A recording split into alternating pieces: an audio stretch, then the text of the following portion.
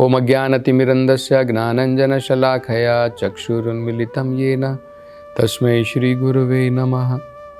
नमो ओम विष्णुपदाय कृष्णप्रेष्ठाय भूतले श्रीमते भक्तिवेदान्तस्वामिनिति नामिने। नमस्ते सरस्वती देवे गौरवाणी प्रचारिणे निर्विशेषशून्यवादी पाश्चात्यदेशतारिणे। जय श्री कृष्ण चैतन्य प्रभु नित्यानंद श्री अद्वैत गदाधर श्रीवासदि गौर भक्तवृंद। हरे कृष्णा कृष्ण कृष्ण हरे हरे, हरे राम राम राम हरे हरे। हरे कृष्णा। तो अब इस अध्याय के हम लगभग अंत में आ चुके हैं। ये अध्याय जिसमें महाराज पृथ्वी के ऊपर अत्यंत क्रोधित होते हैं, कुपित होते हैं और अपना बचाव करने के लिए पृथ्वी जो है, अब उन्होंने महाराज पृथु की शरण ले ली है और अनेकों प्रकार से महाराज पृथु के क्रोध को वो शांत करना चाहती है और अनेकों सुंदर तर्क जो है वो प्रदान कर रही है। तो अब वो अंत में पृथ्वी कहती हैं अपनी प्रार्थनाओं में, आगे वो कहती हैं कि हे पृथु महाराज, क्योंकि आप भगवान के शक्तिविशा अवतार हैं, तो एक तरीके से भगवान कौन है? भगवान सभी रचनाओं के आदि रचना करने वाले हैं। तो ये हमें समझना बहुत महत्वपूर्ण है, क्योंकि ब्रह्मा जी को कई बार हम लोग सोचते हैं कि रचना करने वाले तो ब्रह्मा है। अगर आप किसी से पूछेंगे क्रिएटर कौन है, तो वो कहेंगे क्रिएटर ब्रह्मा जी है। डिस्ट्रॉयर कौन है, इस संसार की प्रलय कौन करते हैं, तो लोग कहेंगे शिव जी अपने तांडव नृत्य के द्वारा इस संसार का प्रलय वो करते हैं।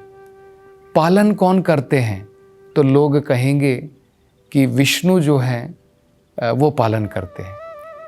लेकिन हमें ये पता नहीं है कि ब्रह्मा विष्णु महेश ये तीनों भी कौन हैं? ये तीनों भी भगवान के गुण के अवतार हैं। उनमें से एक सत्वगुण के अवतार हैं, एक रजोगुण के अवतार हैं, एक तमोगुण के अवतार हैं।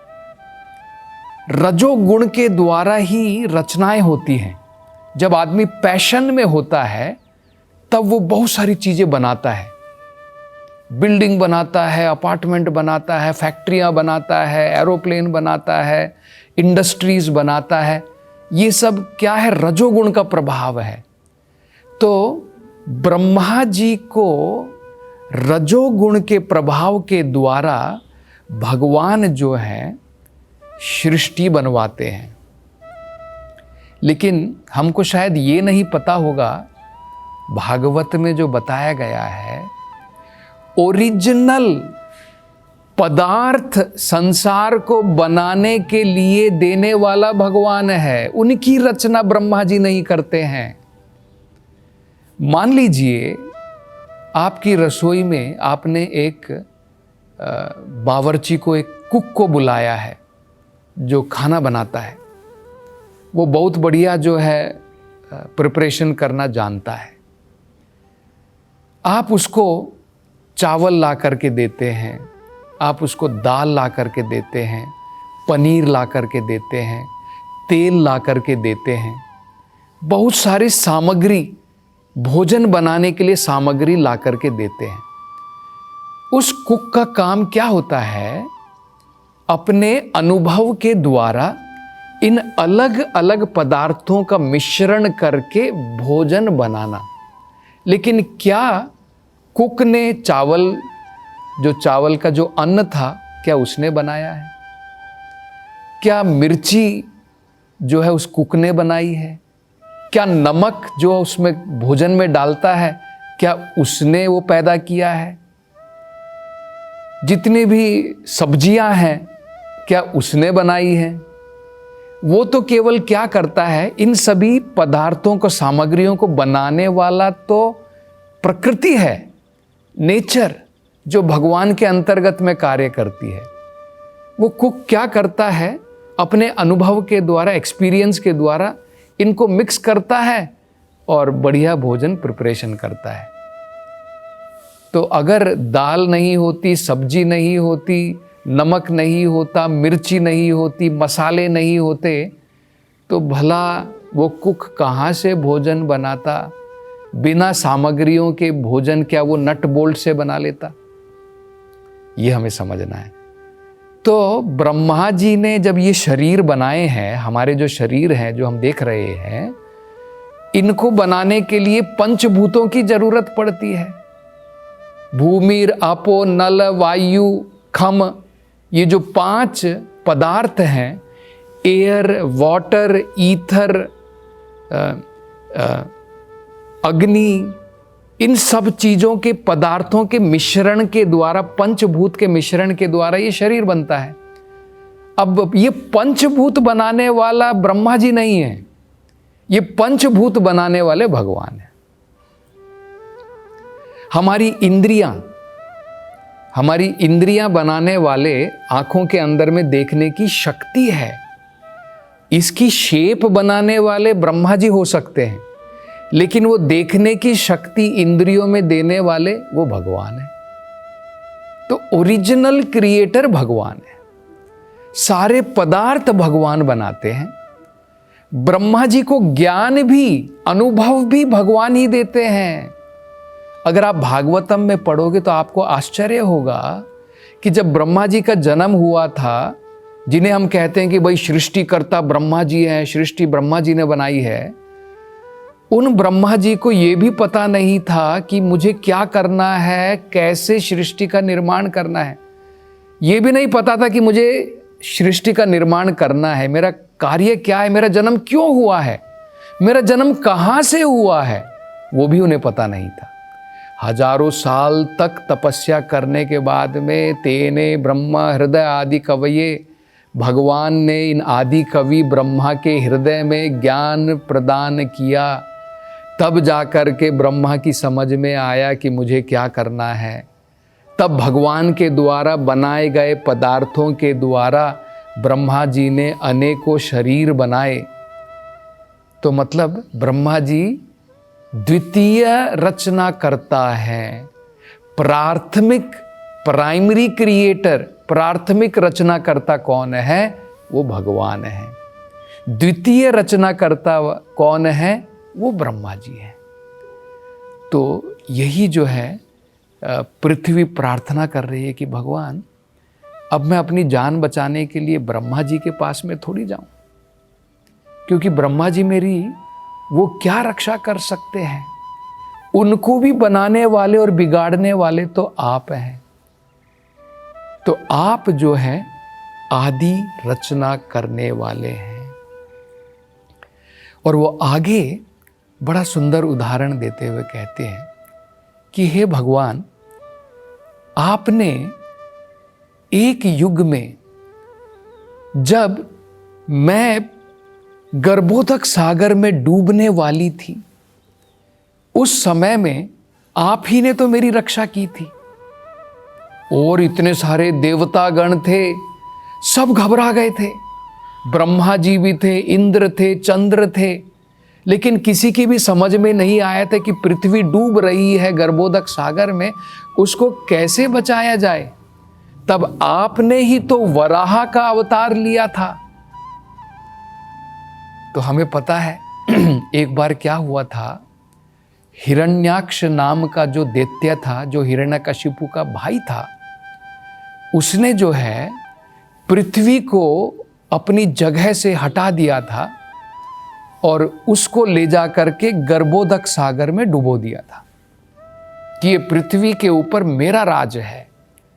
ये जो है जो नीचे के ग्रहों के लोक होते हैं, जैसे आताल, पाताल, तला, वहाँ का निवासी था ये हिरण्याक्ष।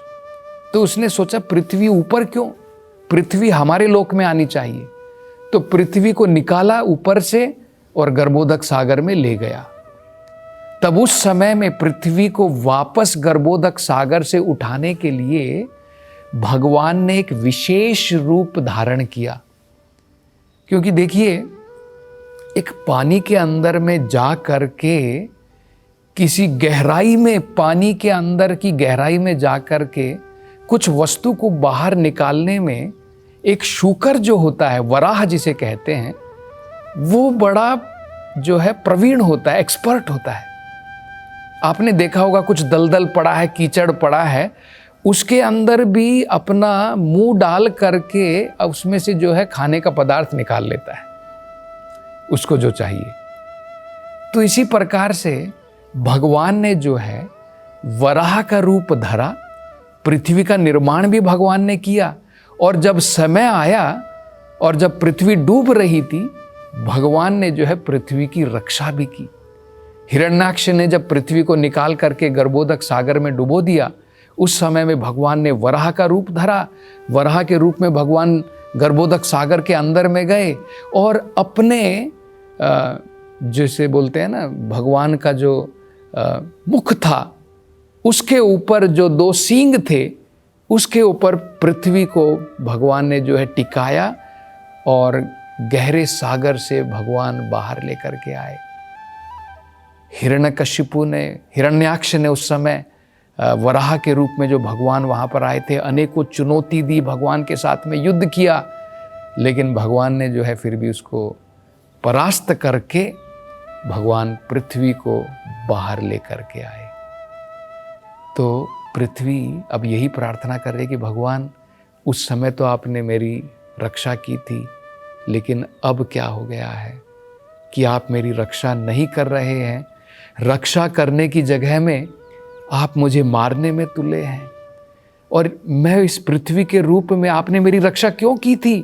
क्योंकि सारे जीव, उनको धारण करने वाली हूं मैं। एक नाव अगर डूब जाएगी तो उसमें जो बैठे हुए लोग हैं वो सब डूब जाएंगे, इसलिए आपने उस नाव को बाहर निकाला था जो गर्भोदक सागर के ऊपर तैर रही है।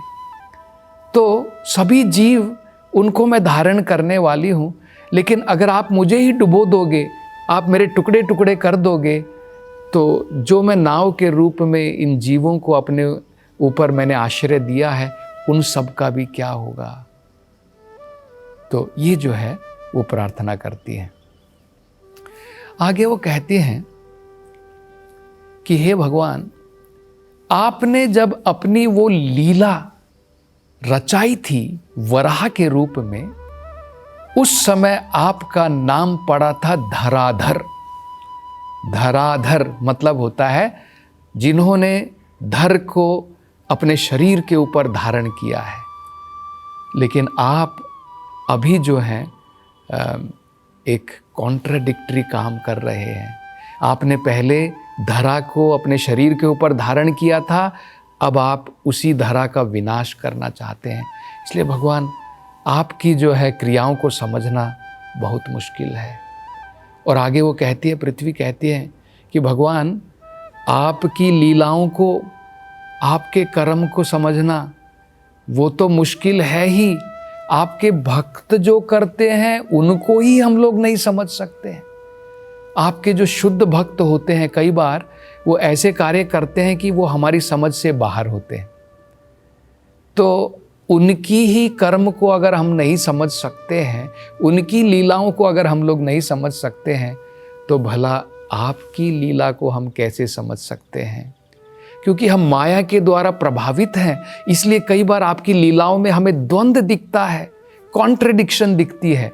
ये हमारी मूर्खता के कारण है।